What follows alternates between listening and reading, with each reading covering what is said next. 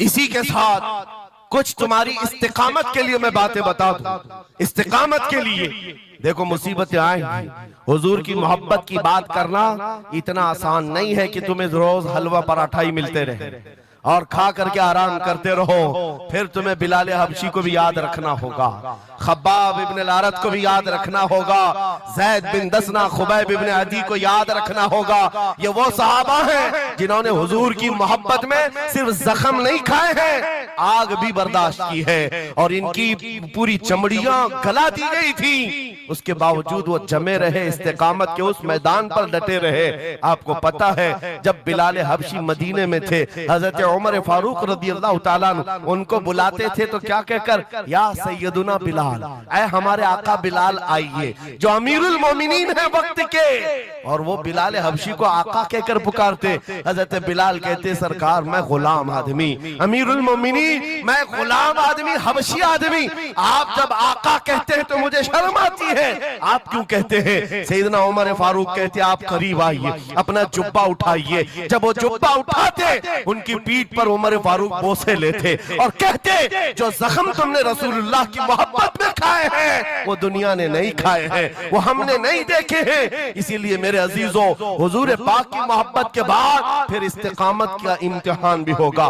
آج جو جگہ جگہ حالات پیدا ہو رہے ہیں, امتحان کی گھڑی آ گئی ہے. اگر تیار ہو تو پھر میں آگے بات کروں.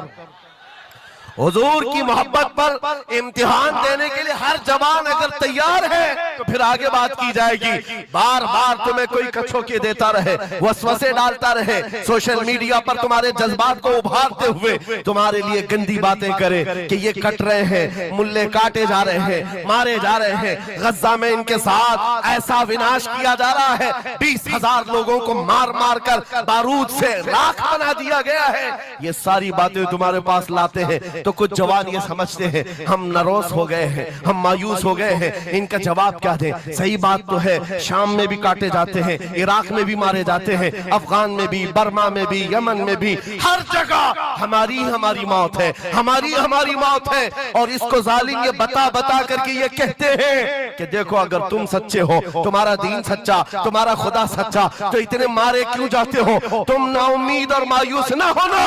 اے نوجوانوں بات اتنی کرنا, اتنی بات کرنا.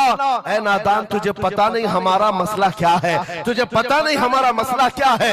ہم جو ہے نا وہ رسول اللہ کو شمع سمجھتے ہیں, اور جتنے ہیں یہ پروانے ہیں, اور پروانہ ہوتا ہی ہے مرنے کے لیے.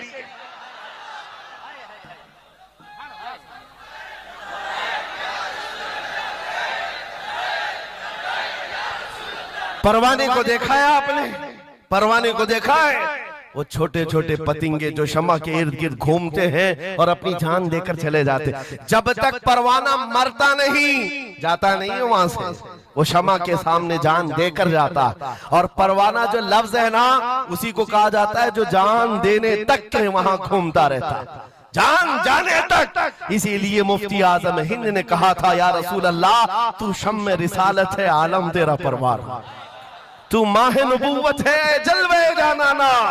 یا رسول اللہ ابھی وہ امی فدا. اس لیے اے نوجوانوں, اگر ہماری موت ہوتی ہے تو ویسی بھی کسی ہاسپٹل میں ہو جائے یا کسی گھر میں ہوگی تو ایک نہ ایک دن تو آنا ہے ملک الموت کو ہمارے گھر, اور اس کے بعد یہ سانسوں کی مالا ٹوٹ جائے گی. جب مرنا یہ ہے, اس دنیا سے جانا یہ ہے, تو کیوں نہ نام مصطفیٰ بلند کر کے جائیں, حضور کی غلامی میں جی کر کیوں نہ جائیں.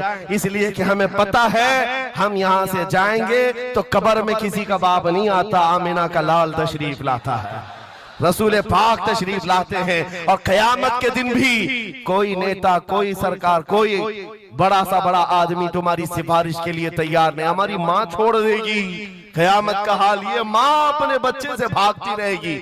یوم یفر المرء من ابیہ و امہ و اخیہ, قرآن تینوں باتیں کر رہا ہے. یوم یفر المرء من اخیہ, بھائی اپنے بھائی سے بھاگ رہا ہوگا, ماں اپنے بیٹے سے دامن چھوڑا رہی ہوگی, باپ بھی دور جا رہا ہوگا. وہ قیامت کا منظر, اس وقت میرے آقا فرماتے ہیں قیامت کے میدان میں میرے کندھے پر چادر ہوگی اور یہ گر رہی ہوگی, میں اس کو سنبھال رہا ہوں گا, ایک ہاتھ سے چادر سنبھال رہا ہوں گا, دوسرے ہاتھ سے اپنے امتیوں کو پکڑ پکڑ کر جنت میں لے جا رہا ہوں.